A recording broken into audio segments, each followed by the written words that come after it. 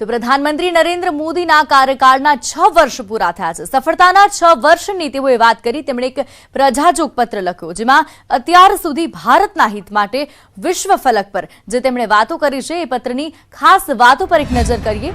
जनताए बहुमत साथे अमने देशनी जवाबदारी सौंपी। आ पहली बात थी जे प्रधानमंत्री नरेंद्र मोदीए पोताना पत्रमां लखी। बीजी महत्वपूर्ण बात तेमणे ए कही कि 2014 में जनताए मोटा परिवर्तननो साथ आप्यो। 2019 में सौनो साथ सौनो विकास मंत्र साकार थयो। आर्टिकल 370 राम मंदिर निर्माण 3 तलाक आ निर्णयो छे ते एक उपलब्धि तरीके सामे आव्या। लोकोनी अपेक्षा पर सरकारे विकासनी गतिने तेज करी। असंगठित क्षेत्र श्रमिकों और वृद्धों ने पेंशन की सुविधा पण सरकार द्वारा आपवामां आवी। बाळकोनी महिलाओनी सुरक्षा माटे कायदो और व्यवस्था मजबूत बनाववामां आव्यो। कोरोना महामारी सामे भारत लड़ी रह्युं छे अने वैश्विक स्तरे उभरी आव्युं छे। लॉकडाउननुं कड़क पालन करी अने भारत एक श्रेष्ठ भारत बन्युं छे। तो साथ ही तेमणे कह्युं कोरोना संकट में श्रमिकों प्रवासीओ और उद्योगकारोए मुश्केलीओ वेठी छे। कोरोना वॉरियर्सनुं सन्मान करी अने समग्र देशे तेमनो आभार मान्यो छे। भारतनी एकताए विश्वने महामारीना समयमां पण प्रेरणा आपी छे के साथे मळीने आ लड़ाईने जीती शकाय छे। भारत आयात ओછી કરી आत्मनिर्भरता तरफ આગળ વધશે आ વાત પણ તેમણે કરી છે। તો પ્રધાનમંત્રીએ જે પત્ર જારી કર્યો તેની આ ખાસ વાતો હતી જેમાં તેમણે તેમના પહેલા કાર્યકાળથી લઈ તેમના ચૂંટણી જે સફળતાના જે 6 વર્ષ છે આ તમામ વર્ષોને તેમણે અહીંયા વાગોળ્યા છે અને અત્યાર સુધી જે પણ મહત્વપૂર્ણ નિર્ણયો ભારતમાં લેવામાં આવ્યા કે જેની समग्र विश्वे नोंध लीधी। तमाम निर्णयों तेओए याद कर्या छे, साथे जनतानो पण आभार मान्यो छे। पाकिस्तान सामे सर्जिकल स्ट्राइक जे करवामां आवी हती तेने पण तेओए याद करी छे कारण के सर्जिकल स्ट्राइक ए समग्र विश्व सामे भारतनी ताकात हती। प्रधानमंत्रीए देशवासीओने शुं कह्युं सांभळीए। वर्ष 2019 में पिछले वर्ष आपका आशीर्वाद, देश की जनता का आशीर्वाद देश के बड़े सपनों के लिए था, आशा आकांक्षाओं की पूर्ति के लिए था और इस एक साल में लिए गए सारे फैसले इन्हीं बड़े सपनों की उड़ान है। आज जन जन से जुड़ी जन मन की जनशक्ति राष्ट्र शक्ति की चेतना को प्रज्वलित कर रही है। गत एक वर्ष में देश ने सतत नए स्वप्न देखे, नए संकल्प लिए और इन संकल्पों को सिद्ध करने के लिए निरंतर निर्णय लेकर कदम भी बढ़ाए। भारत की इस ऐतिहासिक यात्रा में देश के हर कोने से, हर समाज, हर वर्ग और हर व्यक्ति ने बखूबी अपना दायित्व निभाया है।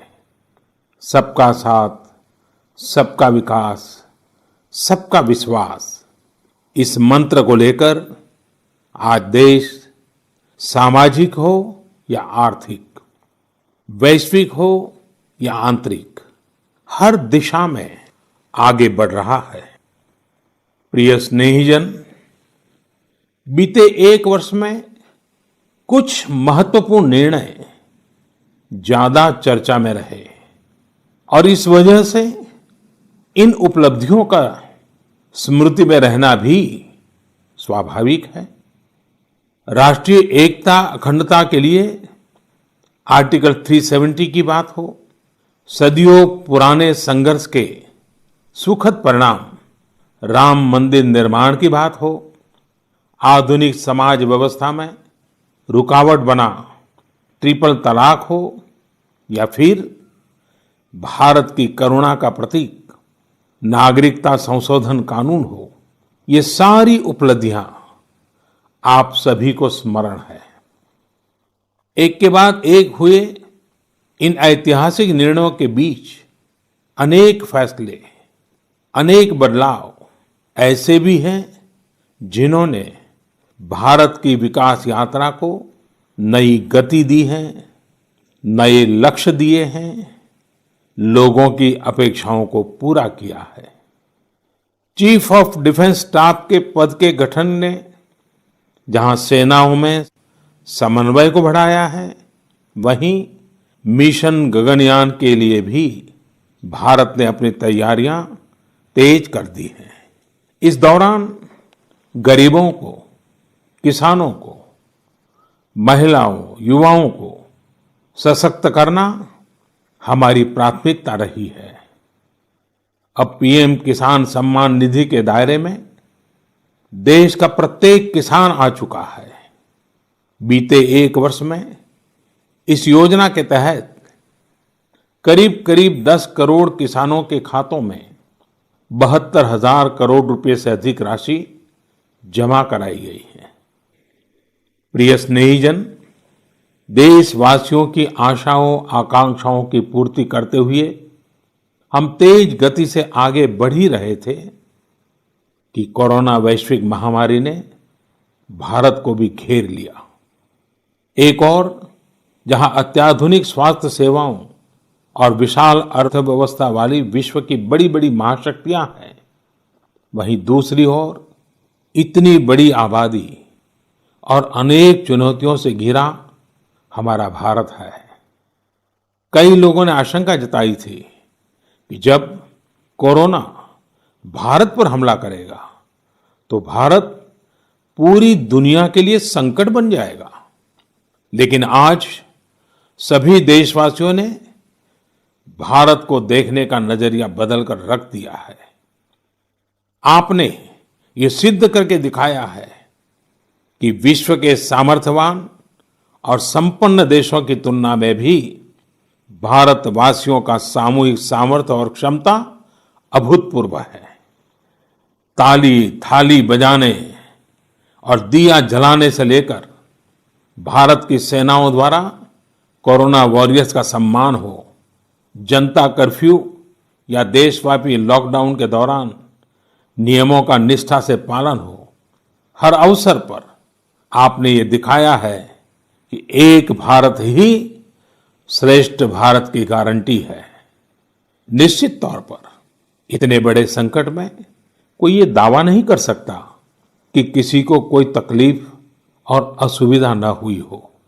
हमारे श्रमिक साथी, प्रवासी मजदूर भाई बहन, छोटे छोटे उद्योगों में काम करने वाले कारीगर, पटरी पर सामान बेचने वाले, रेहड़ी ठेला लगाने वाले, हमारे दुकानदार भाई बहन, लघु उद्यमी, ऐसे साथियों ने असीमित कष्ट सहा है।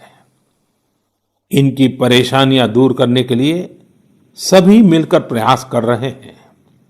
लेकिन हमें ये भी ध्यान रखना है कि जीवन में हो रही असुविधा जीवन पर आफत में न बदल जाए।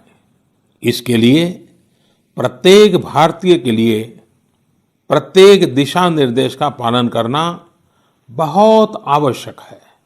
जैसे अभी तक हमने धैर्य और जीवटता को बनाए रखा है, वैसे ही उसे आगे भी बनाए रखना है। एक बड़ा कारण है कि भारत आज अन्य देशों की तुलना में ज्यादा संभली हुई स्थिति में है। ये लड़ाई लंबी है, लेकिन हम विजय पथ पर चल पड़े हैं और विजयी होना हम सबका सामूहिक संकल्प है। प्रिय स्नेहीजन, इन परिस्थितियों में आज यह चर्चा भी बहुत व्यापक है कि भारत समेत तमाम देशों की अर्थव्यवस्थाएं कैसे उभरेंगी। लेकिन दूसरी ओर ये विश्वास भी है कि जैसे भारत ने अपनी एकजुटता से कोरोना के खिलाफ लड़ाई में पूरी दुनिया को अचंभित किया है, वैसे ही आर्थिक क्षेत्र में भी हम नई मिसाल कायम करेंगे। 130 करोड़ भारतीय अपने सामर्थ्य से आर्थिक क्षेत्र में भी विश्व को चकित ही नहीं बल्कि प्रेरित भी कर सकते हैं। आज समय की मांग है कि हमें अपने पैरों पर खड़ा होना ही होगा, अपने बलबूते पर चलना ही होगा और इसके लिए एक ही मार्ग है, आत्मनिर्भर भारत। अभी हाल में आत्मनिर्भर भारत अभियान के लिए दिया गया 20 लाख करोड़ रुपए का पैकेज इसी दिशा में उठाया गया एक बड़ा कदम है। यह अभियान हर एक देशवासी के लिए, हमारे किसान, हमारे श्रमिक, हमारे लघु उद्यमी, हमारे स्टार्टअप से जुड़े नौजवान, सभी के लिए नए अवसरों का दौर लेकर आएगा। प्रिय स्नेहीजन, बीते 6 वर्षों की इस यात्रा में आपने निरंतर मुझ पर आशीर्वाद बनाए रखा है, अपना प्रेम बढ़ाया है। आपके आशीर्वाद की शक्ति से ही देश पिछले 1 साल में ऐतिहासिक निर्णयों और विकास की अभूतपूर्व गति के साथ आगे बढ़ा है।